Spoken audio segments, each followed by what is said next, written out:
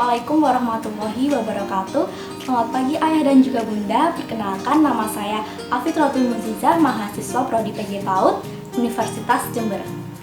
Pada kesempatan kali ini, saya akan membahas topik mengenai pengasuhan anak usia dini di era digitalisasi.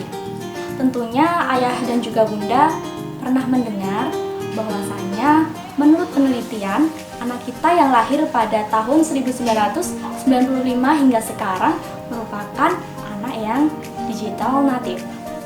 Ayah dan juga bunda, bagaimanapun kita memahami bahwa di era semakin maju ini teknologi telah mengambil permasalahan, sehingga tidak mudah bagi kita untuk mengabaikan atau bahkan membuang teknologi begitu saja karena kita menganggapnya itu berdampak buruk bagi anak kita.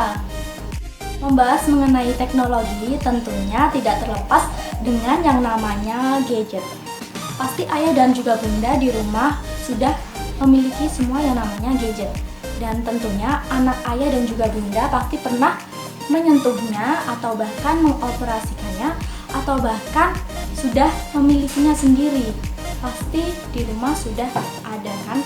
Nah, gadget ini bun sebenarnya berpengaruh sekali untuk anak kita. Jadi ada pengaruh positif dan pasti juga ada pengaruh negatifnya. Dan di kesempatan kali ini saya akan berfokus mengenai bagaimana sih mencari dampak atau pengaruh positif dari gadget ini untuk anak kita. Nah, membahas perihal mendapatkan dampak positif dari bermain gadget. Sebenarnya bermain gadget itu dapat dijadikan alat untuk menjadi cerdas. Jadi, gadget itu bisa kita gunakan sebagai sarana belajar atau sarana informasi bagi anak, sehingga anak itu dapat berpikir kritis.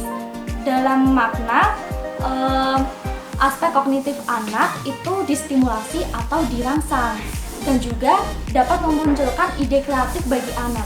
Jadi dalam makna bukan hanya berpikir melalui otak kiri saja yang secara konvergen, tapi juga otak kanan yang lebih berpola divergen.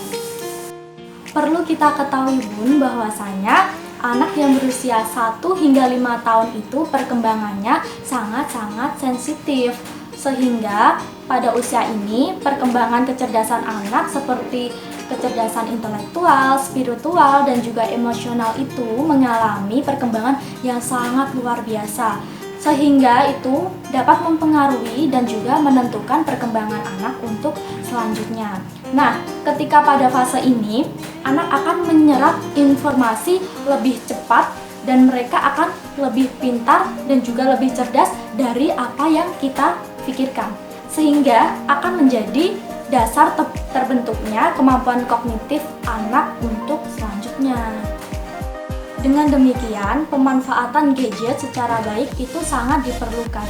Perlu adanya pengawasan, pemantauan, pengaturan, dan pemahaman dari orang tua.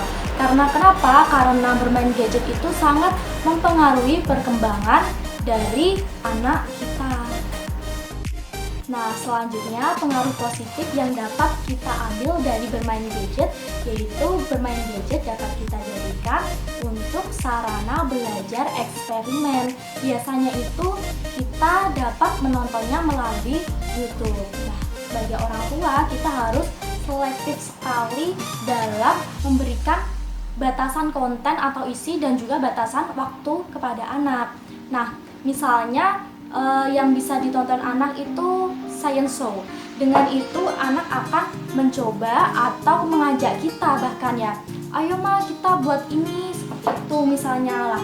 Dengan itu pengetahuan anak itu akan meningkat dan rasa ingin tahunya juga tinggi. Nah, biasanya kalau sudah gitu kita bisa tanya, ini untuk apa sih dek? Dia itu bisa menjelaskan. Ini bahannya apa aja? Dia bisa sebutkan. Ini caranya bagaimana? Dia bisa menunjukkan lah. Dengan itu inisiatif anak itu akan tumbuh dengan baik. Kalau dirasa itu sudah seru, pasti anak akan ingin mencobanya lagi dengan eksperimen baru. Dengan itu anak pengetahuannya akan sangat luas sekali. Nah, dan juga bun, jangan lupa untuk memberi batasan aplikasi apa saja yang boleh diakses untuk anak. Akan tetapi pun ada juga dampak-dampak negatif yang bisa didapatkan oleh anak kalau kita tidak dapat memberi pemahaman yang baik kepada anak. Oleh sebab itu, penggunaan gadget bagi anak di bawah 5 tahun itu harus dibatasi, misalnya pada waktu senggang saja atau pada waktu hari libur seperti hari Sabtu atau hari Minggu lah.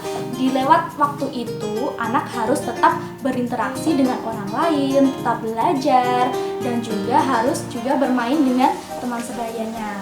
Nah, dengan pengawasan yang tepat serta pemahaman yang baik kepada anak, nanti anak akan bisa tumbuh menjadi anak yang aktif, cerdas, dan juga interaktif terhadap orang lain. Sekian dari saya. Semoga apa yang saya sampaikan dapat bermanfaat bagi ayah dan juga bunda dan juga anak-anak ayah bunda untuk kedepannya. Sekian dari saya. Mohon maaf bila ada kesalahan. Wassalamualaikum warahmatullahi wabarakatuh.